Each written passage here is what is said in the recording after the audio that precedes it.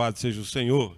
Sem mais demora, eu quero convidá-lo a abrir a palavra do Senhor no Evangelho de Mateus, capítulo número 24. Evangelho de Mateus, capítulo número 24. Para aqueles que estão nos acompanhando, talvez pela primeira vez, nós aqui na Quinta Igreja estamos estudando, expondo os 5 ensinos de Jesus no Evangelho de Mateus, e nós chegamos no 5º ensinamento, no 5º discurso de Jesus, e vamos dar continuidade hoje. A nossa perícope, a nossa porção que iremos expor aos irmãos está no verso 29 ao 31, mas eu quero convidá-lo para que você possa compreender, entender aquilo que está sendo apresentado pelo Salvador das nossas vidas, aos nossos corações. Quero convidá-lo a fazer a leitura do verso 1 até o verso número 31 nessa noite. É uma leitura um pouco maior, mais longa, mas vai ser edificante a todos nós participarmos da leitura desse texto. Eu, de fato, convido a todos, com alegria, com o fôlego que Deus lhe deu, pelo privilégio de respirar nesse dia, pela vida que Ele te concedeu, convido você a, com muita fé e alegria, a ler esse texto com fé, se apropriando de cada verdade ensinada pelo seu Salvador nesta hora. Então vamos fazer a leitura do texto com alegria em nossos corações, de maneira alternada. Diz assim a palavra do Senhor: Tendo Jesus saído do templo, ia se retirando, quando se aproximaram dele os seus discípulos para lhe mostrar as construções do templo.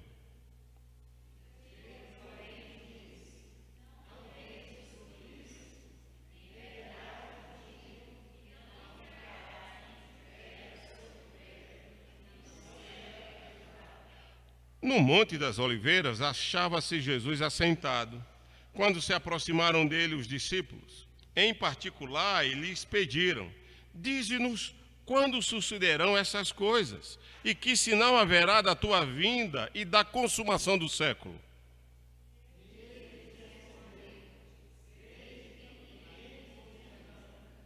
Porque virão muitos em meu nome, dizendo: eu sou o Cristo, e enganarão a muitos.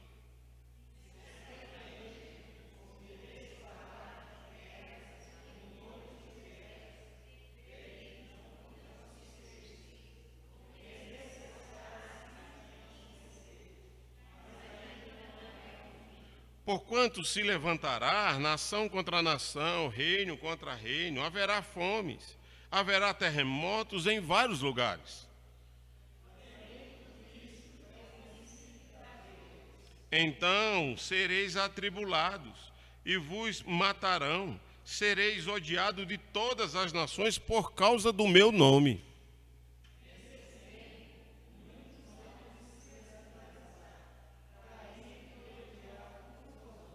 Levantar-se-ão muitos falsos profetas e enganarão a muitos.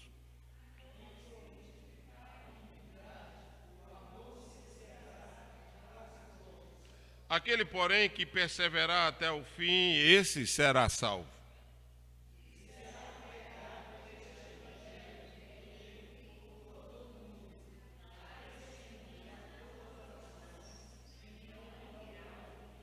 Quando, pois, virdes o abominável da desolação de que falou o profeta Daniel no lugar santo, quem lê entenda.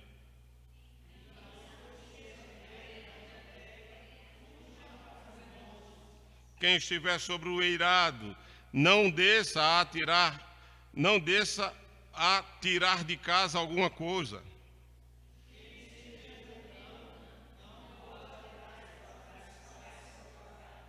Ai das que estiverem grávidas e das que amamentarem naqueles dias.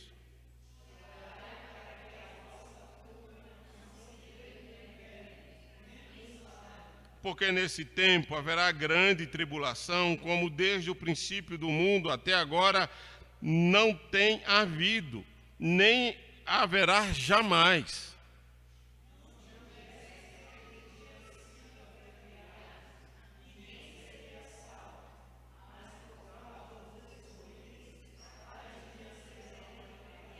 Então, se alguém vos disser Eis aqui o Cristo, ou ele ali, não acrediteis.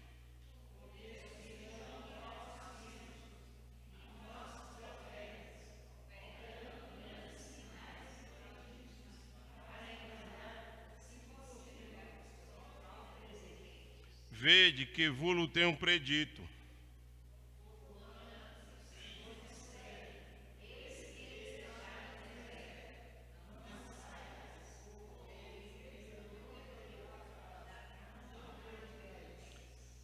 Porque assim como o relâmpago sai do Oriente, se mostra até no Ocidente, assim há de ser a vinda do Filho do Homem.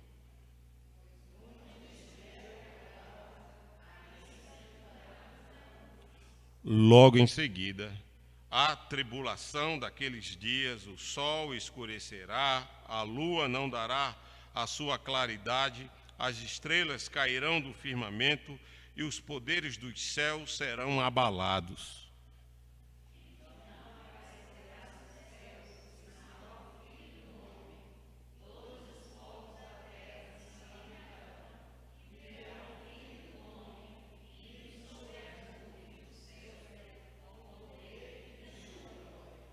E ele enviará os seus anjos com grande clangor de trombetas, os quais reunirão os seus escolhidos dos quatro ventos, de uma e de outra extremidades dos céus. Que o Senhor abençoe a leitura do texto e aplique ao seu coração nessa noite, em nome de Jesus. Amém?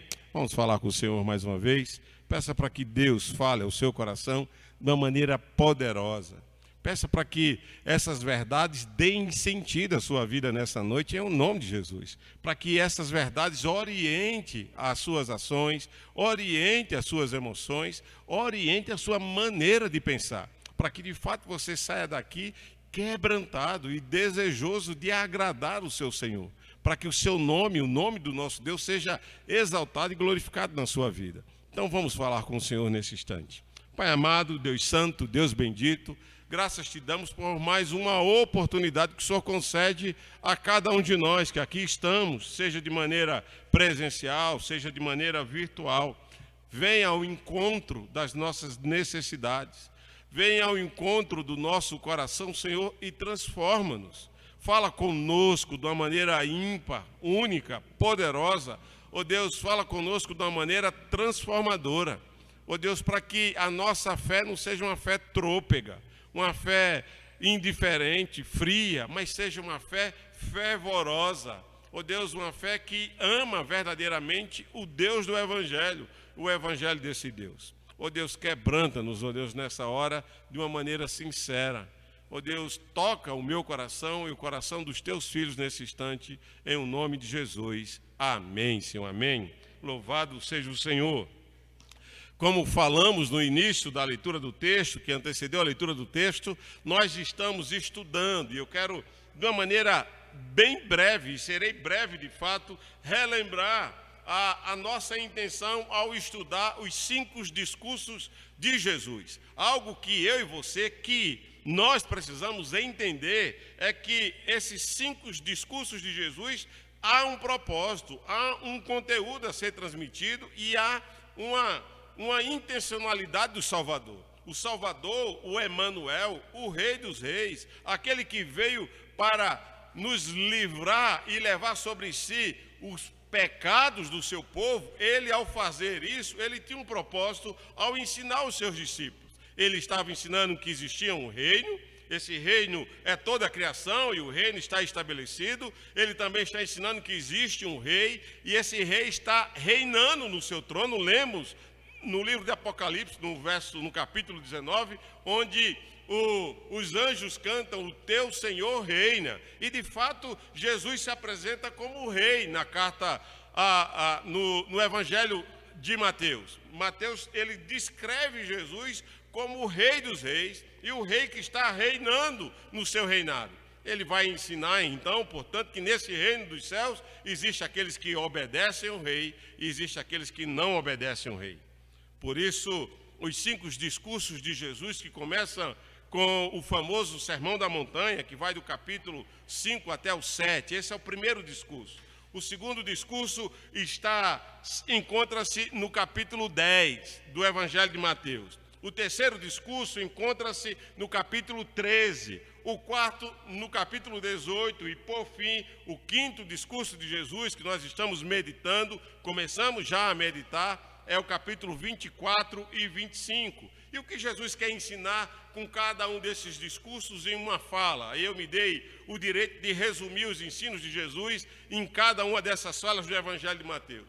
O primeiro ensinamento que Jesus queria que nós aprendêssemos como súditos do reino ou como cidadãos do reino é que eu preciso viver pelas virtudes desse reino de tal maneira que as virtudes do reino brilhem através de mim. Com que propósito?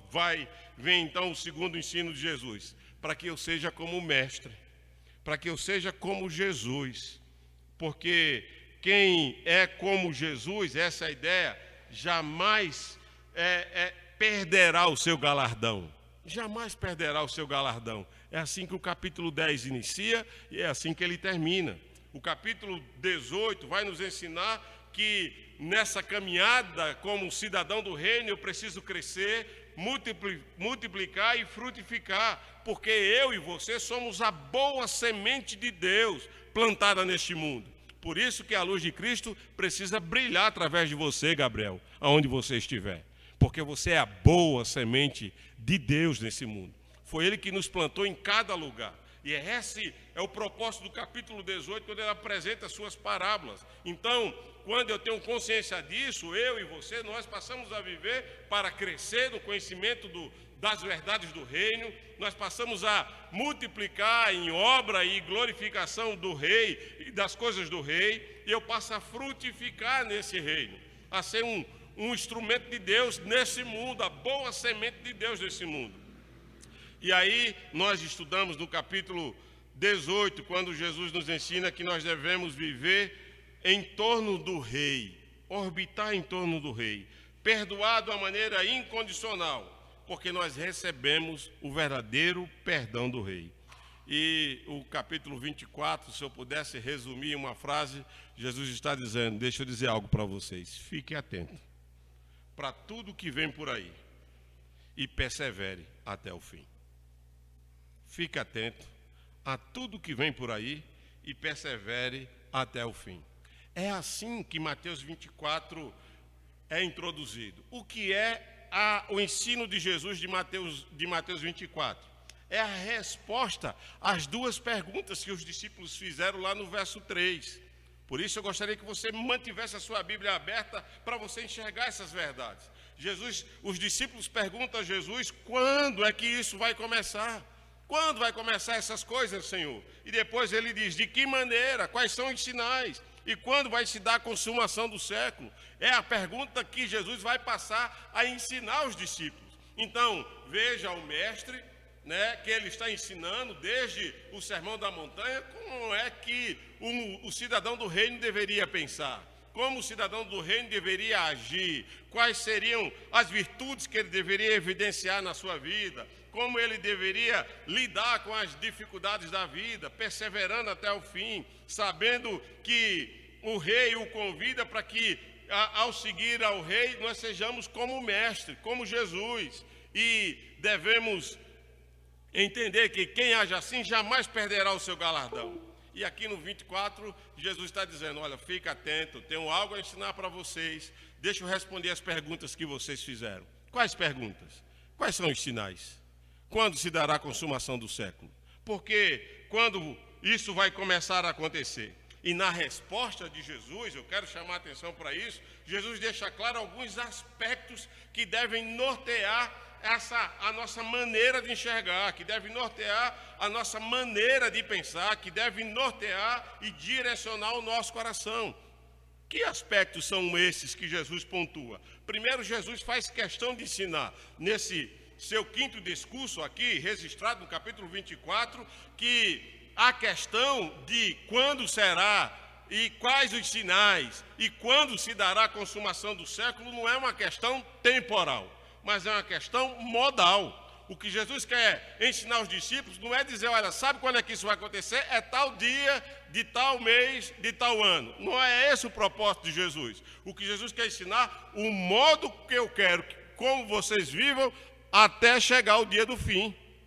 É o aspecto modal, é a maneira como nós devemos proceder.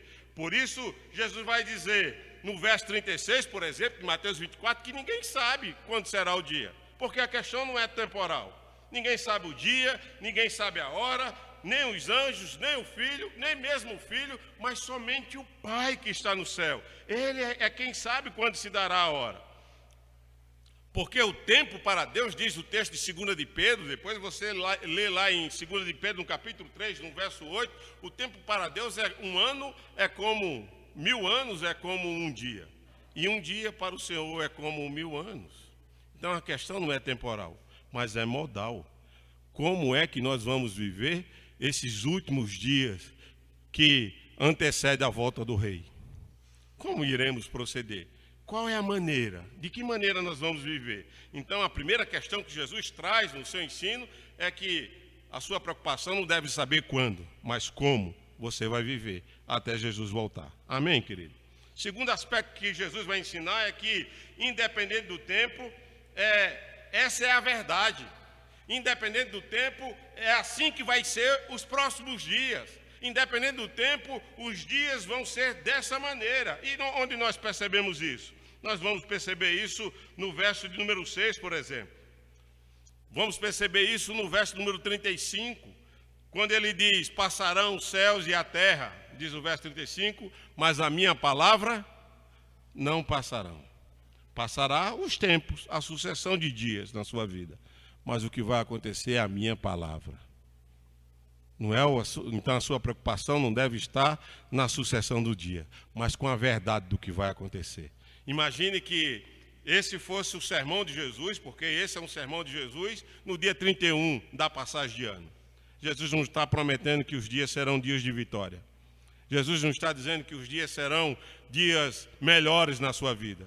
Jesus nos está ensinando que agora o que virá é a alegria da igreja. Todos vão celebrar, não haverá mais tribulação, não haverá mais luta. Mas Jesus chega, sabe o que é que está por vir nos próximos anos, nos próximos dias da sua vida. São dias de muitas lutas. E essa é a verdade. É assim que vai acontecer. Então, o segundo aspecto é esse. Independente do tempo, essa é a verdade de Deus. Passarão os céus e a terra, não importa quando, mas assim que vai acontecer. Essa é a tese, essa é a verdade de Jesus, essa é a mensagem do pregador desse sermão. Ele diz, é assim que vai acontecer, porque essa é a verdade. Esse pregador chamado Jesus, ele vai ensinar um outro aspecto desse seu ensinamento, ele vai ensinar quais são as condutas que nós devemos adotar enquanto esses eventos acontecem, porque eles vão acontecer. Qual é a maneira que vamos proceder?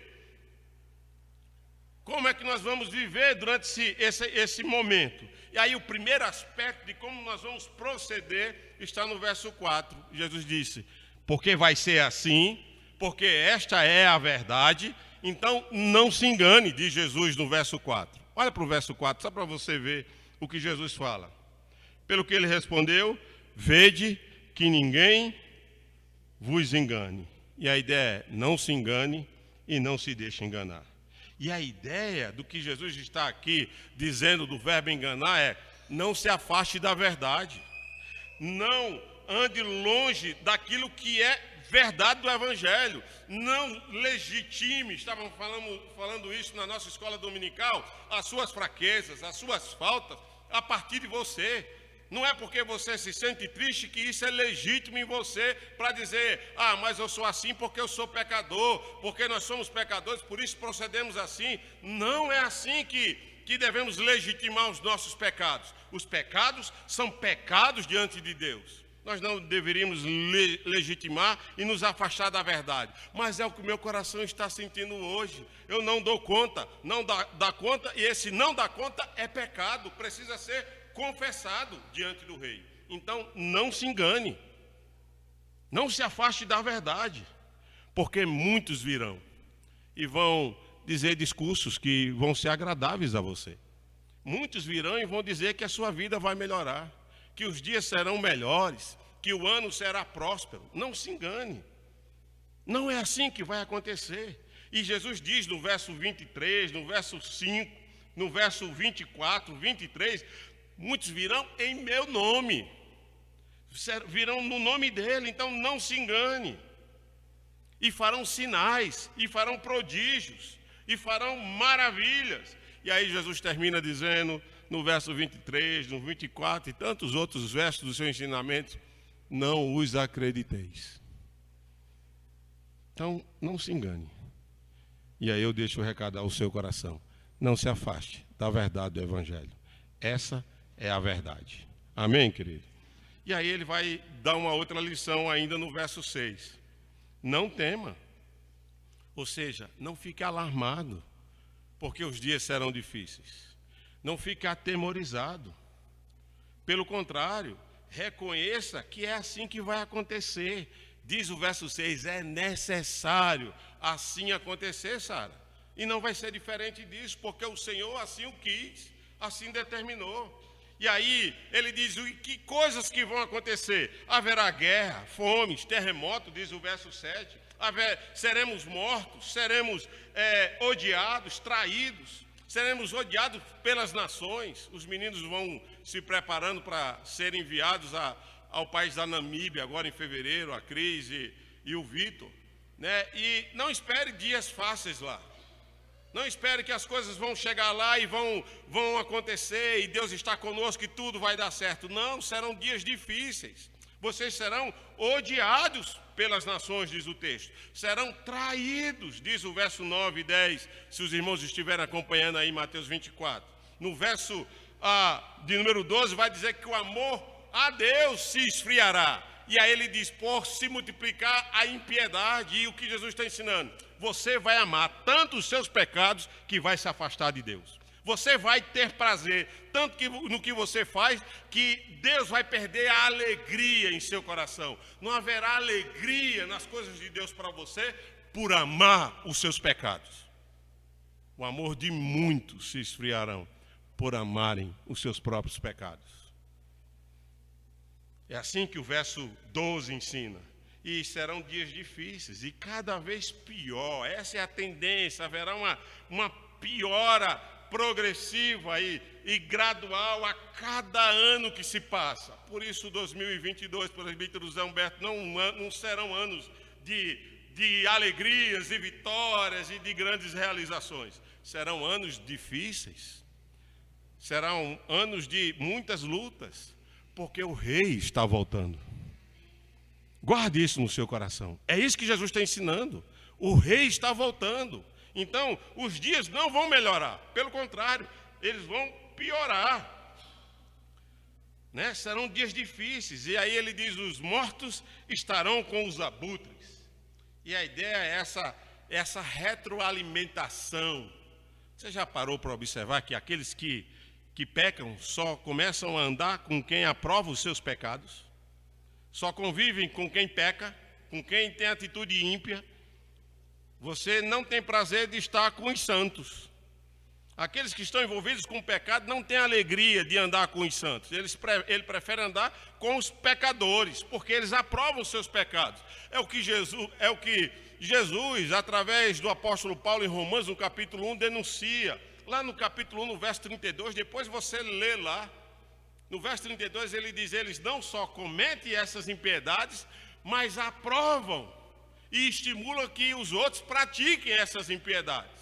É assim que muitos crentes vivem. Muitos crentes se afastam de Deus e começam a se esfriar por amarem mais os seus pecados do que a Deus. Por desejarem agradar mais aos seus corações do que agradarem a Deus. E aí vem, portanto, o verso de número 29, e aí diz o texto sagrado, e eu passo a explicar de maneira bem objetiva a vocês. E aí ele diz, e logo em seguida a esses acontecimentos, que ele chama de tribulação. Logo em seguida, é o segundo momento. Então, os discípulos perguntaram, quais são os sinais? Os sinais são esses. Esses serão os sinais. Haverá guerra, fome, tribulação, perseguição. os mortos se ficarão com os abutres, se autoalimentarão, o amor de muitos vão esfriar por amarem os seus próprios pecados e não querem mais compromisso com Deus. E após esses acontecimentos, logo em seguida a essa realidade de vida, esse descortinar medonho, né, esse descortinar assustador que vem ao nosso coração, Jesus já havia dito: quando isso começar a acontecer, não se engane, não se assuste. Não é motivo para você se apavorar, porque é assim que vai acontecer. Então, não haja dessa maneira. E aí, logo no verso 29, ele diz: logo em seguida, a tribulação daqueles dias. O sol se escurecerá, a lua não dará a sua claridade, as estrelas cairão do firmamento e os poderes do céu serão abalados. Jesus está dizendo um outro aspecto que você precisa entender, que antecede os dias dos fins, é que haverá uma mudança no cosmos. Então, o Filho do Homem virá.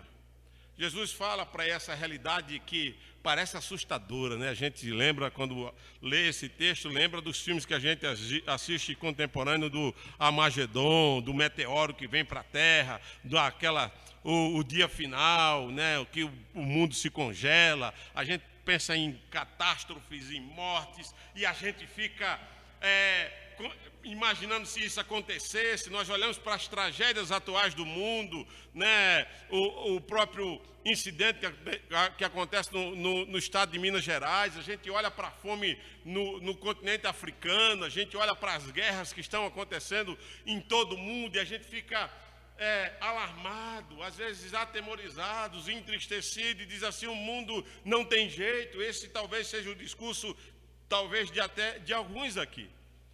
Mas o que Jesus está ensinando aos discípulos é: olha, de fato será assim, mas quando essas coisas começarem a acontecer, é porque o rei está voltando. Isso não é ruim, isso é bom. Isso é motivo de louvarmos a Deus, é motivo de tributarmos ao Senhor. Por isso, ele vai dizer que quando essas coisas começarem a acontecer, então virá o Filho do Homem. E como será a vinda do Filho do Homem? Eu confesso que quando eu estava meditando nesse texto, eu me emocionei, porque eu comecei a enxergar que o rei está voltando. Eu comecei a perceber que se avizinha a volta do nosso Salvador.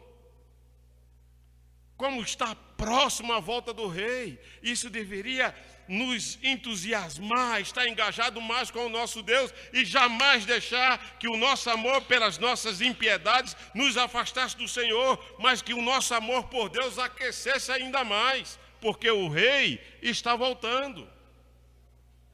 O rei está voltando, os dias estão se abreviando. Eu não posso desperdiçar nenhum momento desse existir do dia mau sem agradar o rei.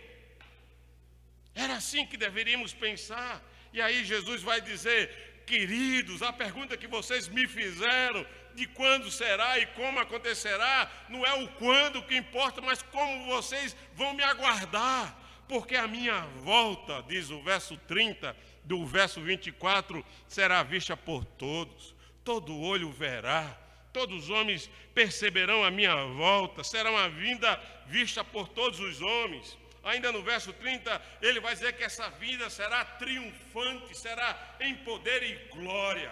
Nós vamos contemplar o Salvador vindo nas nuvens com poder e glória.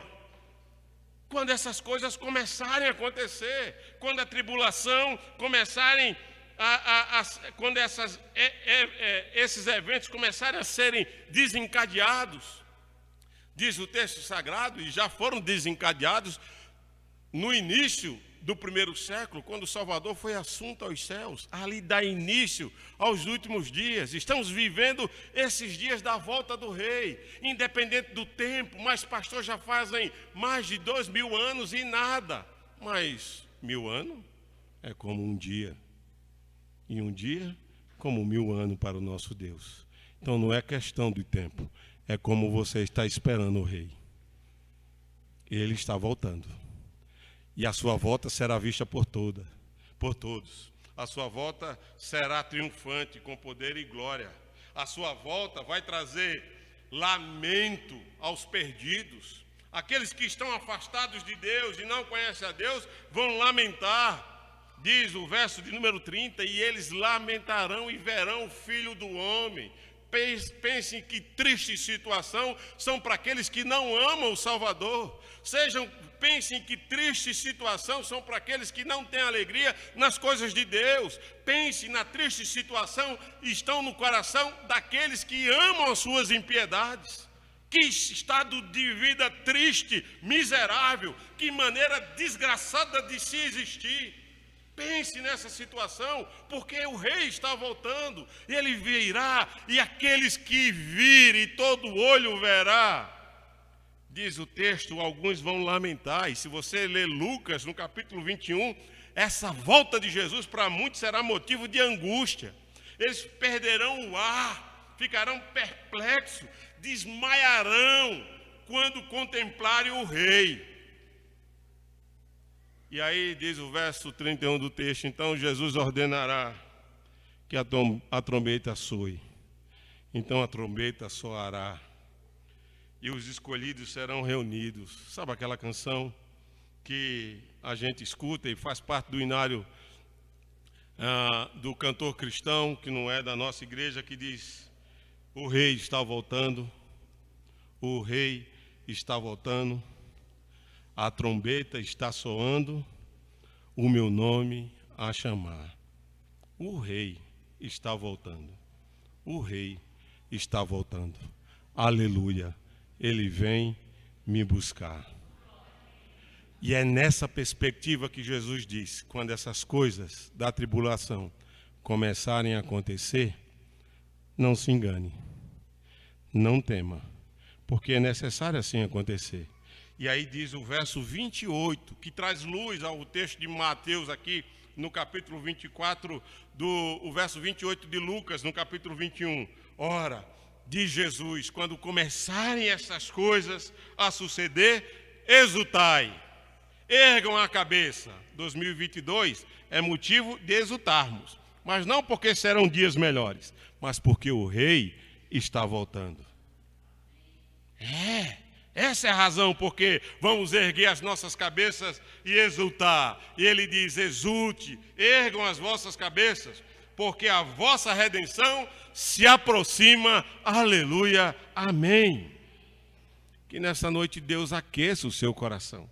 Que nessa noite você seja tocado pelo Espírito de Deus e compreenda que a volta do Salvador é alegria para aqueles que amam a Deus, para aqueles que desejam as coisas de Deus, para aqueles que mantêm o seu amor aquecido pelo Salvador, mas para aqueles que não querem obedecer a Deus, não amam a Deus, para os frios e indiferentes, para aqueles que amam os seus próprios pecados, diz o texto de Isaías, lá no capítulo 13, em cumprimento dessa verdade de Mateus 24. Depois os irmãos leiam, é uma profecia dada à nação da Babilônia, mas dentro da revelação bíblica se aplica para os dias vindouros, para os dias messiânicos, e diz assim, lá em Isaías no capítulo 13, verso 6, para aqueles que não contemplam o rei e o adoram, para aqueles que não brilham a luz do rei nas suas condutas, para aqueles que não vivem pelas virtudes do rei, não querem ser igual ao seu mestre,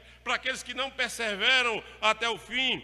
Essa será a realidade destinada a eles, diz o verso 6 de Isaías 13. Vai, pois está perto o dia do Senhor, vem o Todo-Poderoso como assolação. Por isso os dias da volta do rei será de lamento, de angústia, de perplexidade, e muitos desmaiarão, diz Lucas 21, porque pelo que todos os braços se tornarão frouxos, porque os corações de todos os homens se derreterá, assombração e apoderação deles, dores e ais, e terão contorções como a mulher parturiente, olharão atônitos uns para os outros, e o seu rosto se tornará rosto flamejante. E aí diz o verso 9: eis que vem o dia do Senhor, dia cruel. O dia do Senhor não é um dia de grandes, de alegrias para aqueles que não amam o Rei. O dia do Senhor é um dia cruel, diz o texto, porque esta é a verdade. Passará céus e terra, mas essa palavra não passará. O dia do Senhor será um dia cruel, com ira e ardente furor. Ele, para converter a terra em assolação e dela destruir os pecadores. Mas para nós que amamos o Rei, é um dia de exaltação, porque a nossa redenção se aproxima. Amém, queridos? Que Deus o abençoe e o encha de alegria para servir mais a esse Deus, porque essa é a verdade de Deus ao nosso coração. Oremos ao Senhor.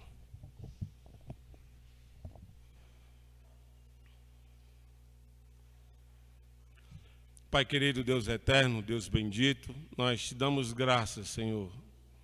Ó Deus, porque é o Teu Espírito e só Ele é que pode falar verdadeiramente aos nossos corações.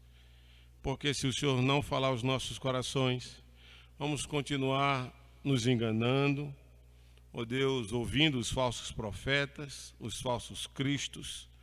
Ó Deus, estaremos, ó Deus, sendo seduzidos pelo amor aos nossos pecados, esfriando o nosso amor para contigo, nos afastando da verdade do Senhor. Tem misericórdia, Senhor, de nós, da Tua igreja. Nos faz, Senhor, desejar a viver as virtudes do Teu reino, a refletir o brilho de Cristo nas nossas condutas. Nos faz, Senhor, perceber, ó Deus, o quão necessário é para nós sermos como mestres, perseverarmos até o fim. Nos faz, Senhor, reconhecer, ó Deus, da nossa necessidade de viver em torno do Senhor. Ó Deus, de termos os nossos corações convertidos a Ti verdadeiramente. Ó Deus, nos faz entender a necessidade de vivenciar o perdão, porque recebemos o perdão daquilo que era imperdoável a nós. E o Senhor nos perdoou. Por isso, o Senhor ensina-nos, ó Deus, a perdoar o outro. Ó Deus, por causa, não do outro, mas por causa do Cristo que morreu por mim. Ó Deus, nos ensina a pedir perdão e a liberar perdão. Ó Deus, nos faz perceber que precisamos crescer, multiplicar, frutificar no Teu reino. Ó Deus, e fazer o Teu nome conhecido em toda a terra. Abençoa, Senhor, a Tua igreja, os Teus filhos aqui nessa noite. E nos concede a graça, Senhor, diante do dia mau, e os dias são maus, diante do dia cruel, e ele é cruel. Ó Deus, nós possamos exultar o Teu nome, erguer as nossas cabeças e Te bendizer, porque a nossa redenção se aproxima. Louvar o Teu nome, porque o Senhor, ó Deus, conforta os nossos corações, mesmo em meio às nossas angústias e tribulações. O Senhor está conosco e jamais deixou de nos segurar pela Tua bendita mão. Abençoa a Tua igreja, ó Deus, e coloca gratidão em nossos corações. Em o nome de Jesus. Amém, Senhor. Amém.